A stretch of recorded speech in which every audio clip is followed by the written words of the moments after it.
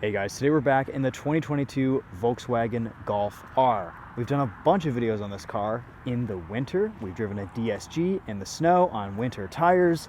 This is a 6-speed manual car, and I have two questions that I want to answer about this today. One, how's the manual? What's it like to drive? Would I pick it over the DSG? And two, what's this like on a proper set of sticky summer tires? We're on Bridgestone Potenza S005s in 235 R19s. Should be a pretty sticky setup. We've got the Trick limited slip rear differential in this new Golf R, a torque vectoring by brake front open differential. So the rear can send power individually from side to side, which is pretty cool. And the front is going to kind of do what it's always done with this Haldex system. So pretty cool stuff. Same all-wheel drive system or similar to what we get in the new RS3. We drove the S3 recently, and I absolutely loved that car for just its interior quality and the way it felt and drove. Let's get back into this Golf R, see what it's like on the road, and yeah, we'll talk a little bit more about the driving experience today.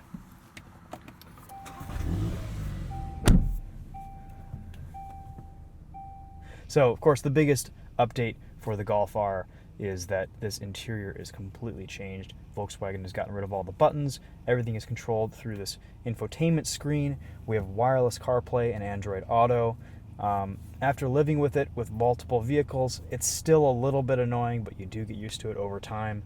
Gone are all the buttons. We have a lot of haptic controls. But I think this is a nice driver's spec for the Golf R. I actually really like this 6-speed manual. The manual wasn't my favorite option in previous Golf Rs, but I think in this new one, this might be my favorite. We'll take it on the road, show you guys what it's like. Let's just do a quick walk around here for old time's sake. Got a little center console area there, a cup holder, a pretty familiar looking interior, honestly. I mean, the packaging for the Golf really hasn't changed in a very long time.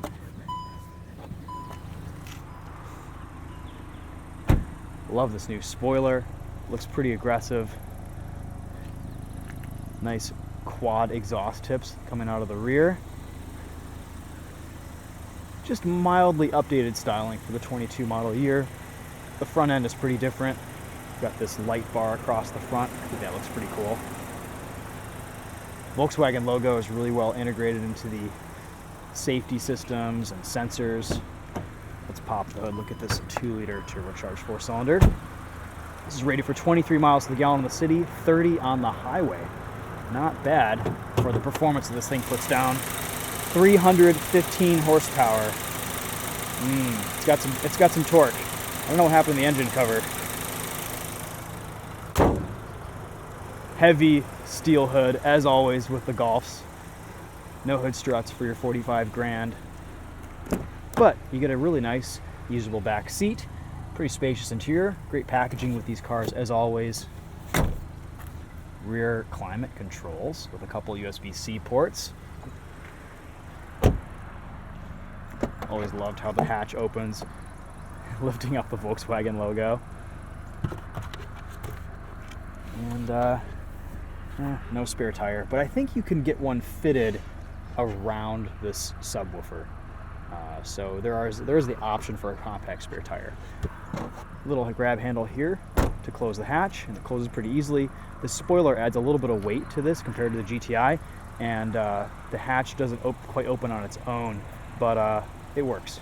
All right, let's take this for a drive. I'm excited to get this out on the road. Spent a little bit of time in it this week. Let's talk drive modes real quick. You've got this R button on the steering wheel, which is super useful. You can quickly switch to race mode.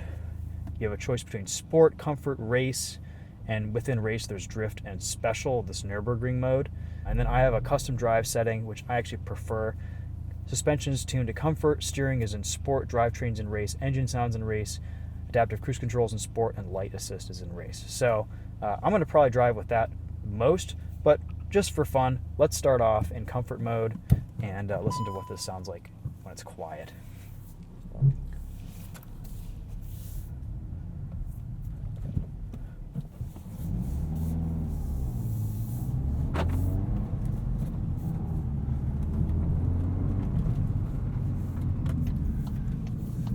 So, like I said earlier, we spent quite a bit of time in the DSG Golf R this winter. Oh, the all-wheel drive system in this is so fun. It's so special to hoon around in the snow.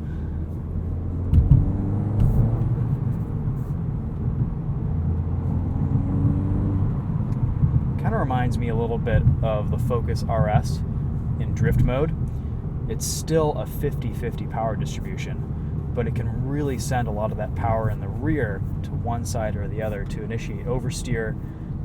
It's a cool mode to drive in on the dry. Not sure if it's best suited for winter and snow driving, but I'm finding this week that this is a very capable car in pretty much every scenario. So let's go into our custom mode here. Again, everything is in race except for suspension tuning.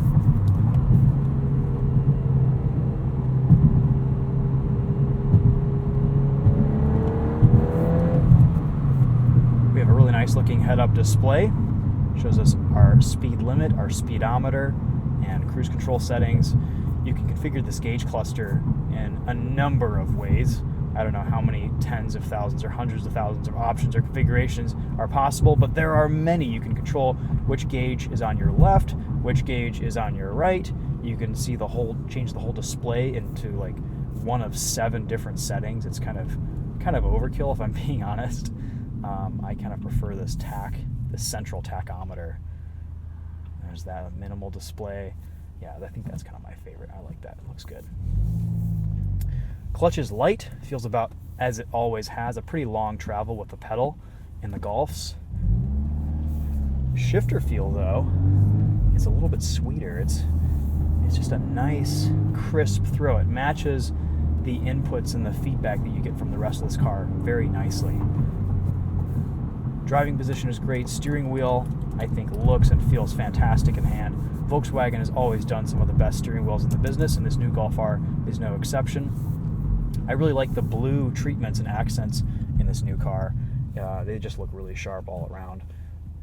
I think, honestly, I kind of prefer this Golf R to the GTI in this latest generation. We have a quick option swipe down menu here where we can turn traction control off. Let's do that.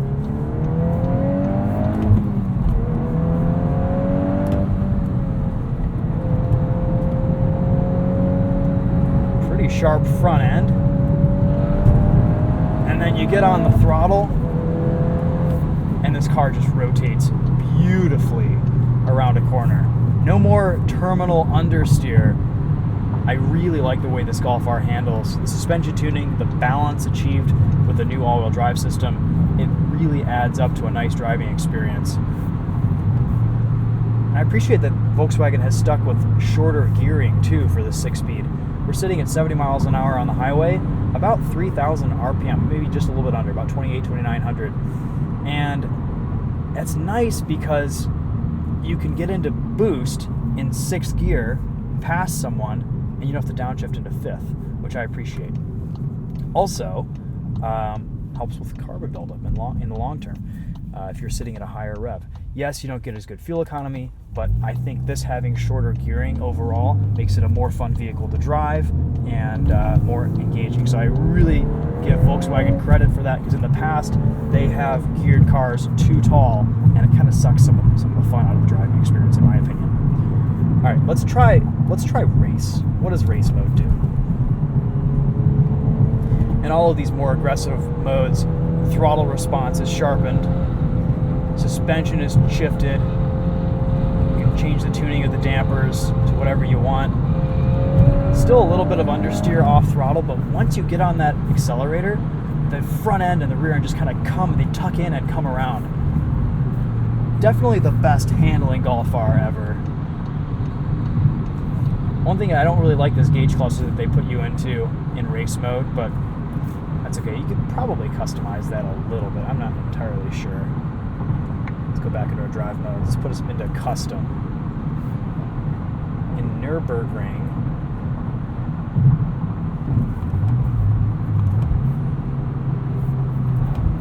trying to see if we get any pops or bangs.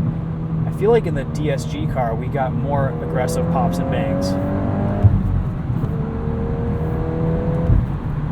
that car was a little bit louder. This has less piped in sound dock door noise or speaker noise now, which I think is actually kind of cool.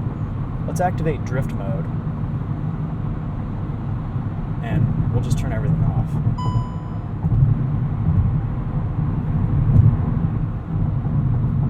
Yeah, let's see how this goes.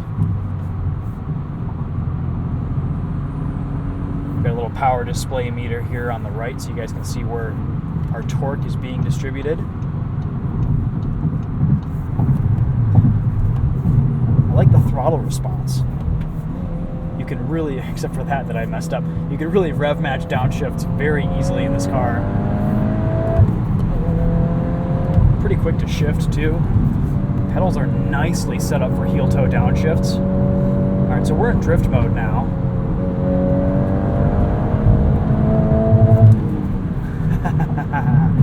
Fun rev limiter too.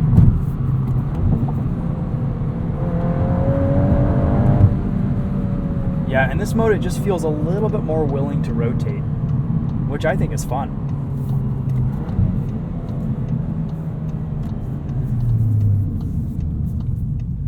This is still a heavy car, 3,400 pounds in manual form.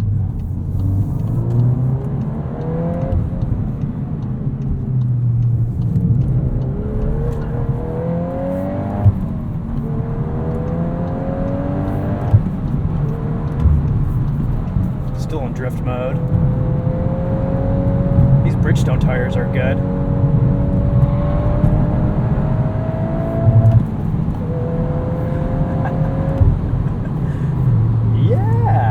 Yeah, Volkswagen. All right. Oops. Gotta be careful what I say. It keeps triggering the "Hey Volkswagen" thing, which, by the way, in my experience, doesn't work very well at all. You gotta either use Spotify within your Apple CarPlay or have all your favorites figured out.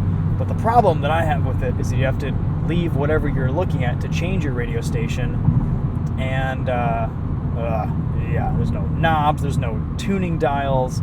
It's all a bit of a mess, and for that reason makes this a little bit more of a frustrating vehicle to drive than I think is necessary. I wish Volkswagen integrated this tech and this minimalist interior in a slightly better way, and they may make some changes with it in the future because they've received a lot of backlash from pretty much everyone that I know. I will say that this infotainment it gets better the more time you spend with it, like any of these things. The speed isn't quite there. This display is beautiful, it's gorgeous. And also the other problem is that these climate control buttons are completely dark. They're completely unilluminated at night. They're, it's just little annoyances. I don't know if it's a deal breaker. This is still just the best Golf R to drive ever by a long shot. So, you have to just kind of be careful and discipline yourself and not spend a bunch of time distracted looking at this display. Keep it in CarPlay, keep it in Android Auto, and focus in on the driving experience, because there's really a lot to distract you with in this cabin. Climate Control Auto seems to work pretty well. There is a nice quick access button for that menu, but again, stuff like this I feel like should be physical, and it should take the guesswork out of the driving experience. So anyway, that's my mini rant on the infotainment. It's livable, but I think needlessly annoying. One thing I've noticed, turning radius in this isn't super impressive this week. It's a pretty fast rack, only 2 turns lock to lock, actually a little bit less. But for parking, for making tight maneuvers, I'm doing just a couple more 3-point turns than I would normally. So just a note there, not a deal breaker. It's not the worst turning radius that I've ever had, but in the sea of all the cars that I've driven recently, it's definitely leaves a little bit to be desired.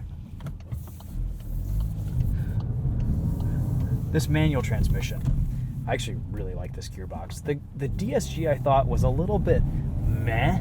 It didn't have the responsiveness, the shift clarity, the snappiness that I was hoping for, and it just seemed like the same DSG that's always been in these cars, and I think it is.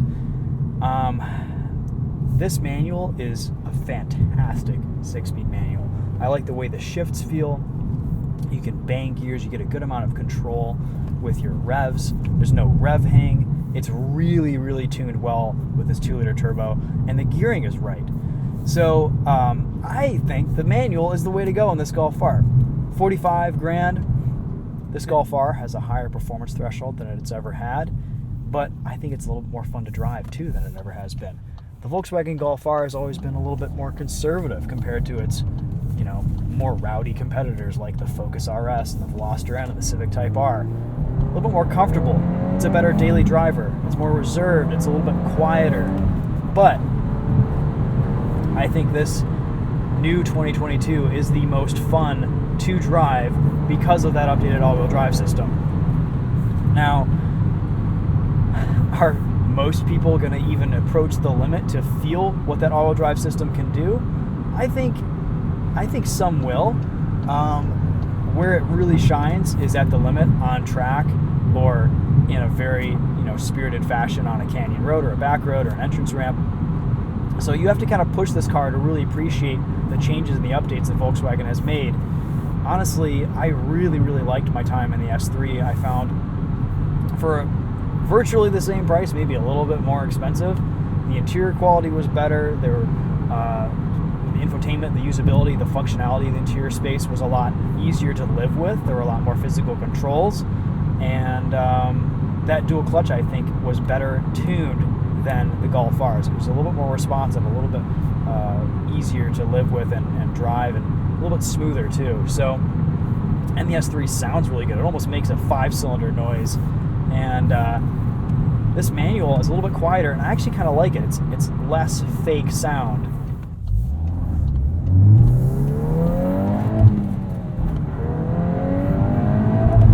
It's a cool gauge cluster too. That's fun. What do you think? Drift mode again? Activate? This is a fun mode to drive in on the street in the dry. Yeah, let's do that.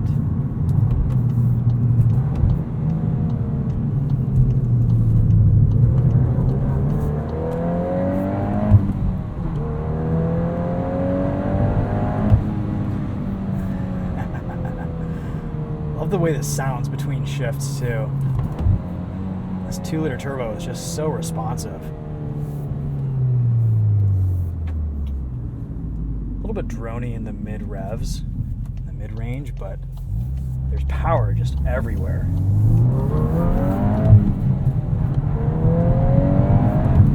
Pulls all the way up to redline. 315 horsepower is a healthy power number for this Golf R. Ooh, yeah, there's a pop. Okay.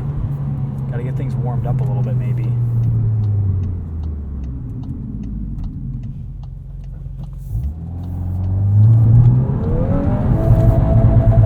There we go.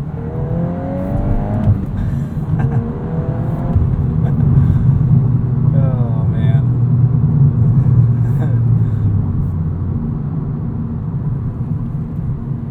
Steering feel is great, has a nice weight to it.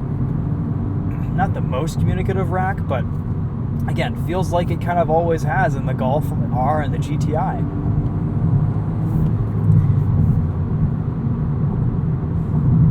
I would say a few demerits for the infotainment, but otherwise, this is one of the best daily drivers out there. It's just so nice to live with. It's so functional.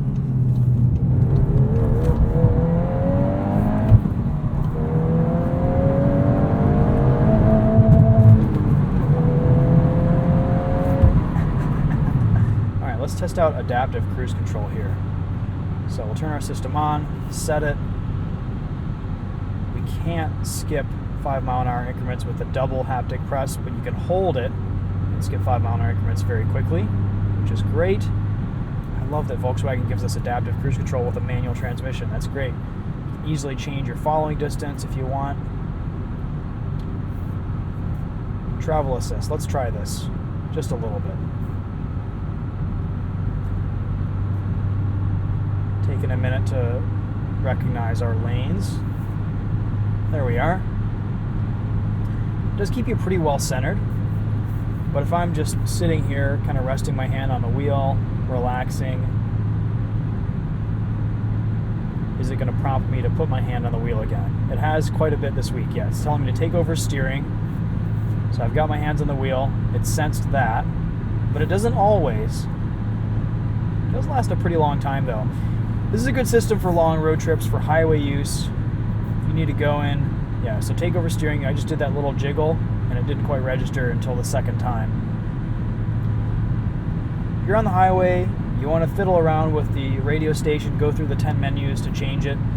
This is a good system to quickly activate travel assist, and the car will pretty much just kind of drive itself in race mode. The fact that you can change all these drive modes on the fly too is a huge win.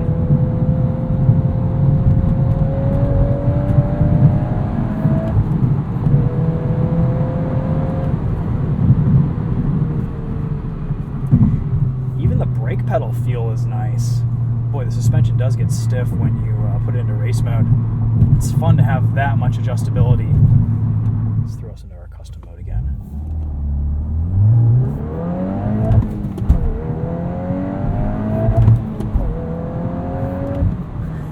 Second doesn't even go to 60. I love it. This is good gearing. This is proper gearing. This is how it should be. We shouldn't be chasing 0 to 60 times in second. It's too tall. 30 PSI.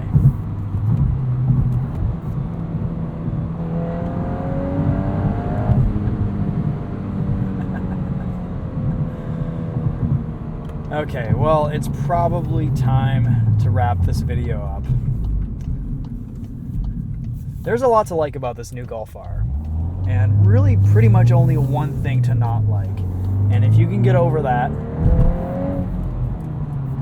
then you've got a pretty solid car. The only other elephant in the room is the price. I've been seeing dealer markups as high as 55 grand on these, and yeah, I don't know if I'd pay 55 grand for one of these cars, but for 45, this is a decent value proposition. It's still expensive, and I would still be hard pressed to choose between this and an S3, but as a daily kind of do-it-all, fun, comfortable, functional enthusiast option, it really doesn't get much better than this.